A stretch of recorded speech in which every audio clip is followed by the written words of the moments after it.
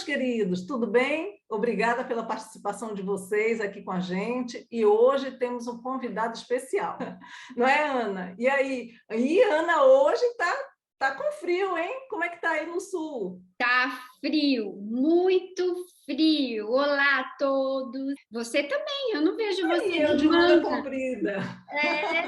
O frio pegou aqui, pegou mesmo. Hoje, a gente quer fazer você pensar um pouquinho. Pensar em rebobinar a história da sua vida. Relembrar aquilo que você viveu, por tudo aquilo que você passou, as emoções que você sentiu, o quanto isso é importante e o quanto contribuiu para que você se tornasse a pessoa que você é hoje. E o mais importante de tudo isso, de parar, rever a nossa história, é que nesse momento ocorre um processo de cura. Cura para emoções, para algumas situações que naquele momento não foi possível de serem resolvidas. E quando a gente relembra e enxerga aquilo com outros olhos, com os olhos do amadurecimento, aquilo gera, com certeza, uma cura para tudo aquilo que não se pôde resolver. E outra coisa muito importante também, de você resgatar a sua história, de você colocar essa história num papel e começar a escrevê-la, nesse momento, você dá luz ao seu passado. E isso faz uma renovação para a sua vida e para a vida daqueles que virão depois da gente. Não é mesmo, Suilã? Isso é Pessoal. maravilhoso. E também é uma oportunidade para trabalhar a cognição, né? Você pegando memórias, trazendo memórias, trabalhando a atenção, a linguagem, enquanto está ali relatando, escrevendo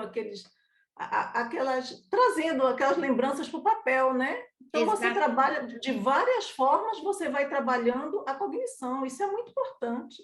Exatamente, Suilã. Para exemplificar tudo isso que falamos aqui, é nós conversarmos com alguém que acaba de fazer esse movimento com a história da sua vida.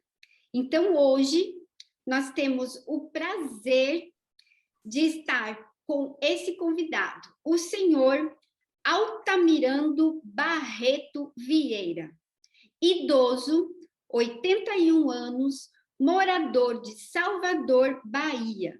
O seu Altamirando está em lançamento exclusivo para a família Vieira, a sua obra Enquanto o Alzheimer Não Vem. História de uma Vida.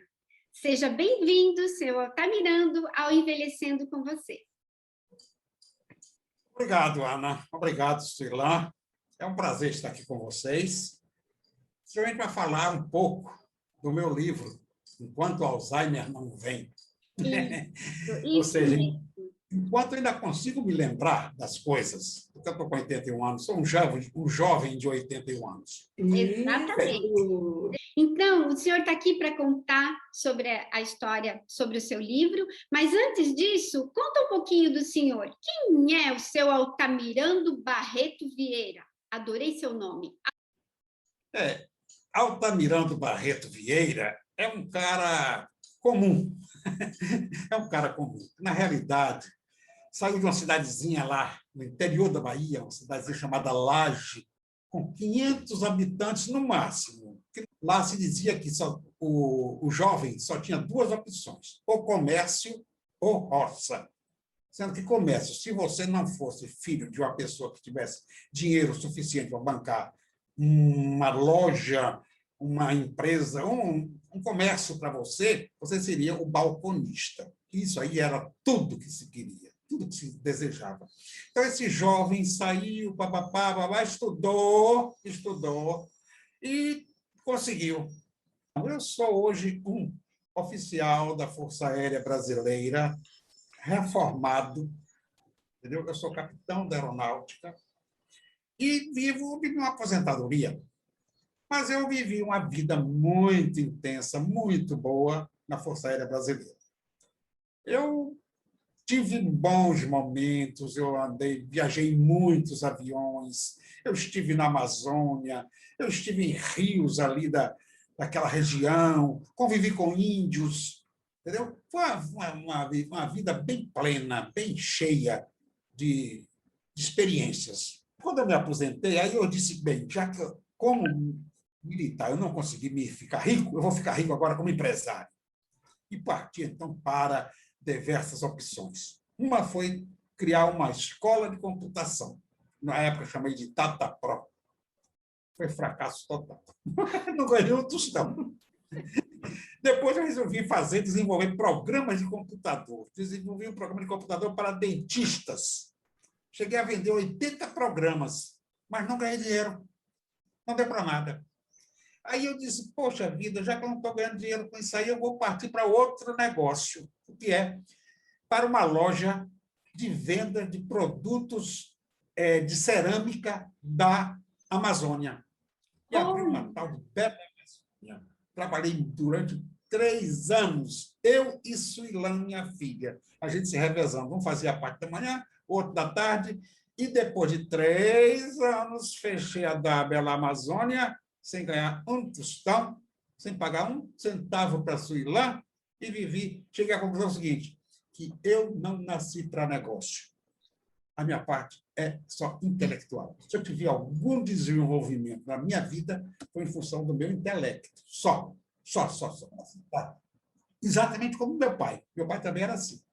Meu pai tentou, por todos os meios, o sonho dele era ficar rico, era ser rico. Não conseguiu, morreu pobre.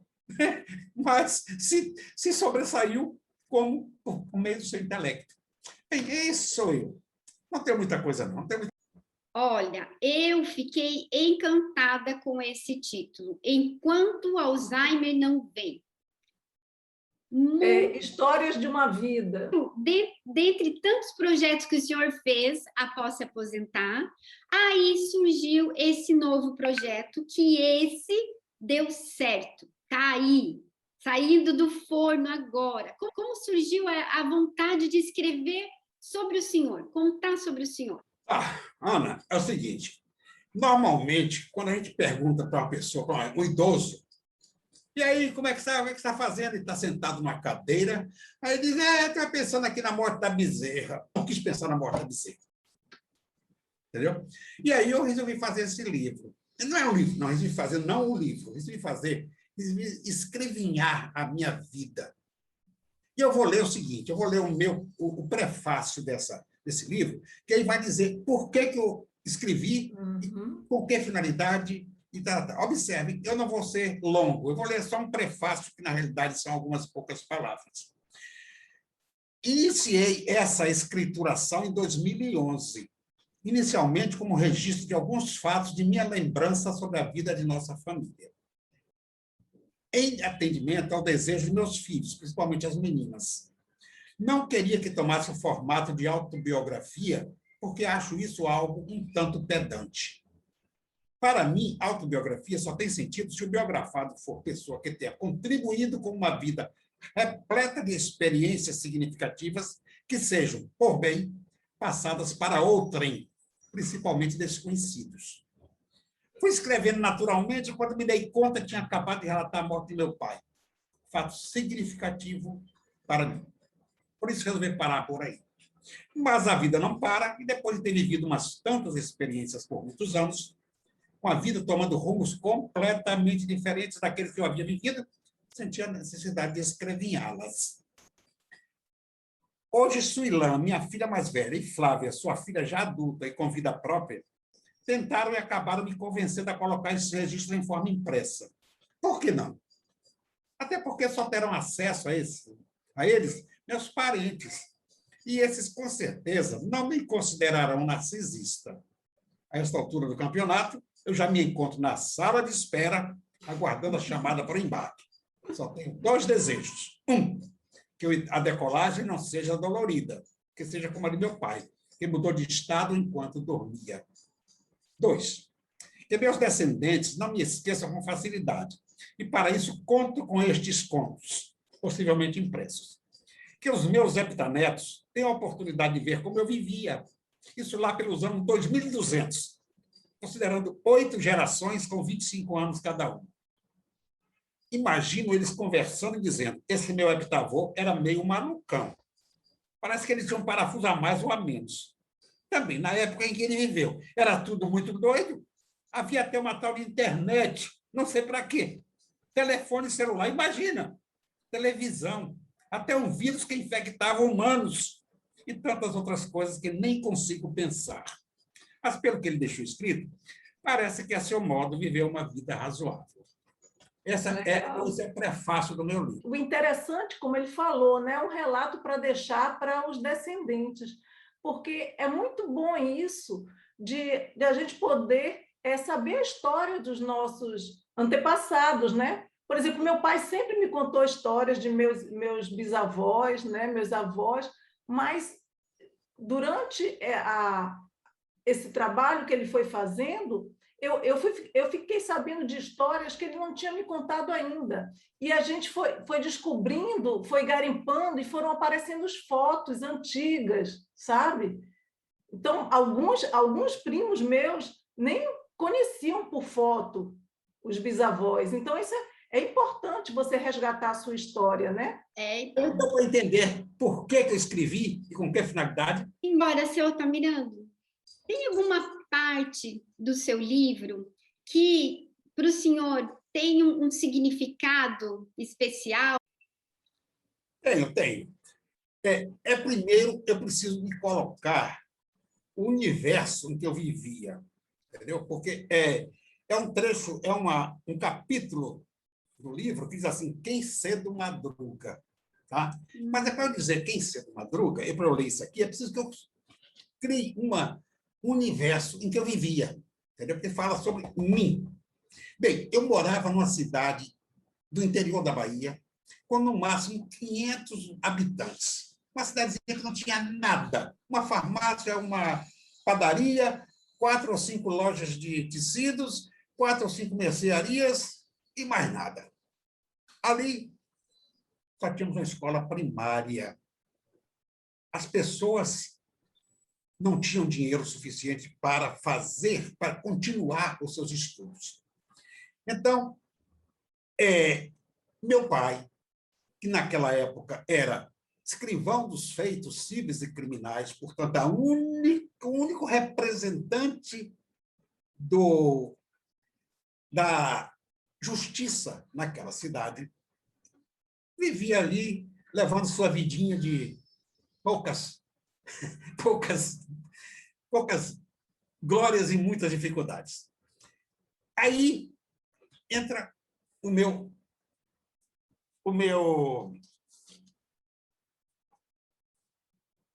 capítulo, Quem Cedo Madruga. Estudando no turno matutino, quando eu estava com 8 anos de idade, meu pai achou que era melhor eu passar minhas tardes livres adquirindo um traquejo comercial.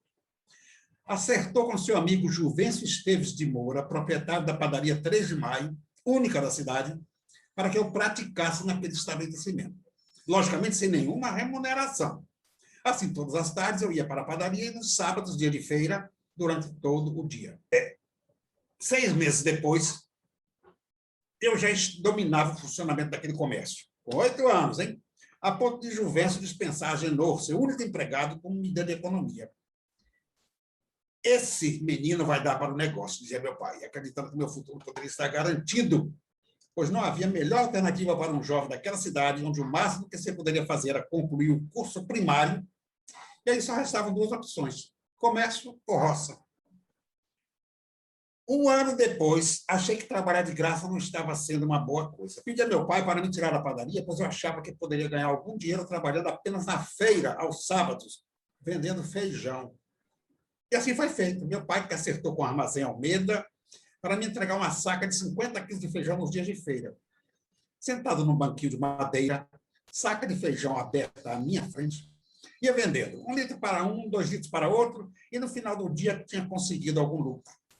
Com ele, comprava ali mesmo na feira algumas galinhas que passei a criar no quintal da nossa casa.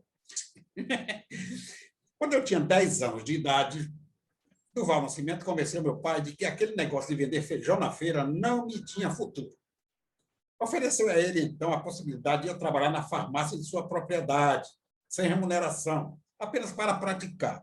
Gostei da ideia. E logo estava eu atrás do balcão da farmácia Santo Expedito, única da cidade. Durval fazia questão de me ensinar a vender os remédios e eu descobri quão interessante era ler a bula de todos eles. Indicações e modo de usar era o que me interessava. Depois de algum tempo, Durval Nascimento começou a sair da tarde para sua fazenda, passei a ficar sozinho na farmácia e comecei a atender a freguesia, inclusive aquelas pessoas da roça que vinham em busca de algum remédio sem saber exatamente qual. Conversava com o cliente e, baseando nos meus conhecimentos adquiridos através da leitura das bulas, receitava. Meu filho está magro, barrigudo, sem coragem para trabalhar. Ah, isso é lombriga. É para ele lombrigol, tiro seguro ou saúde dos meninos. Depois de uma semana, deu um fortificante. Capivarol ou emulsão de Scott ou óleo de fígado de bacalhau. Ele vai ficar gordo e vai trabalhar com uma beleza. Receitava e vendia. Com 12 anos, fui convidado para trabalhar na nova loja de Almir Peixoto, que era uma boa loja de tecidos, das melhores da cidade, e me foi oferecido um pequeno salário. Como eu já tivesse concluído o curso primário, vislumbramos aí o início de minha carreira no comércio, única possível para um garoto de família sem recursos, onde não havia nenhuma possibilidade de ir além da 5ª série primária. Passei a trabalhar na loja do seu Lili, como era conhecida aquela figura ímpar em educação e caráter. Mas meu pai sabia do valor do estudo e sentia-se frustrado por não ter condições financeiras para me proporcionar esse bem. Ainda mais ele, que não se cansava de repetir esse bordão. Esse menino é de uma inteligência. Mas o velho tinha suas manhas. Fez uma carta bem fundamentada ao governador do estado da Bahia, Antônio Balbino, pedindo uma bolsa de estudos num colégio com regime de internato. Em abril de 54, um telegrama do governador orientava meu pai a levar na cidade de Jaguaquara, onde o ginásio Taylor Egito estava autorizado a matricular. Eram milhões de ginásios do estado da Bahia. Meu pai sempre deu muita importância à sua apresentação pessoal. Foi recebido pelo diretor do ginásio, Carlos de Bois, com muita cordialidade, tratado como cidadão importante, no que não se fez de rogar. Fomos levados a conhecer todas as dependências do ginásio. Meu pai se encantou com o refeitório e, vendo aquelas 30 mesas de 8 lugares devidamente postas para o almoço, não titubeou. Lançou mão de sua máquina fotográfica modelo caixão, que portava a tiracolo, e tirou um bom número de fotografias. Nunca vimos essas fotos, porque dentro da máquina, sabidamente, não havia o necessário filme. Não sei se por esquecimento ou porque eles sabidamente não compraram. Em seguida, foi entregue ao diretor de disciplina e meu pai partiu de volta e lá fiquei eu a ter que administrar sozinho minha vida na flor dos meus 13 anos de idade. Esse ginásio Taylor Egídio foi um divisor de águas para mim. Ali eu vivi 5 anos internado, fiz a 5ª série primária, repeti, na realidade, porque lá eles não aceitavam que eu já tivesse feito lá em Laje, e passei a fazer mais 4 anos de ginásio. Sempre fui um bom aluno, sempre estava nos primeiros lugares. E só para mostrar como era o negócio naquele tempo, na formatura, depois de 4 anos de ginásio, que equivale hoje ao ensino fundamental de 1º grau, nós éramos fotografados de beca, né? E compunhamos um quadro da formatura, porque ali agora nós estava definida a nossa vida. Nós tínhamos um curso de ginásio, nós éramos formados no ginásio. E bastava que tivéssemos uma pós-graduação em datilografia, estava com sucesso garantido. Era assim a vida naquele tempo. A hora que o senhor estava lendo, em alguns momentos o senhor sorri, porque com certeza vem a lembrança na sua cabeça, né? Vem aquele momento, aquele instante. Isso aí, Ana, é uma oportunidade que ele está dando para os nossos ouvintes, né? de como é importante você investir num sonho, você não se acomodar, como ele mesmo falou. Vamos trabalhar aí contra o Alzheimer, né? Está se exercitando o cérebro, trabalhando a cognição. Eu devo muito a você, minha gerontóloga. Opa, que nada, estamos aí. Então, eu espero que o exemplo de meu pai sirva, colabore aí para vocês, porque o objetivo do Envelhecendo com Você é isso, é trazer experiência das pessoas para poder contribuir para a qualidade de vida. Tchau. Beijo para todos e até a próxima. Beijo. Tchau, Até a gente. próxima.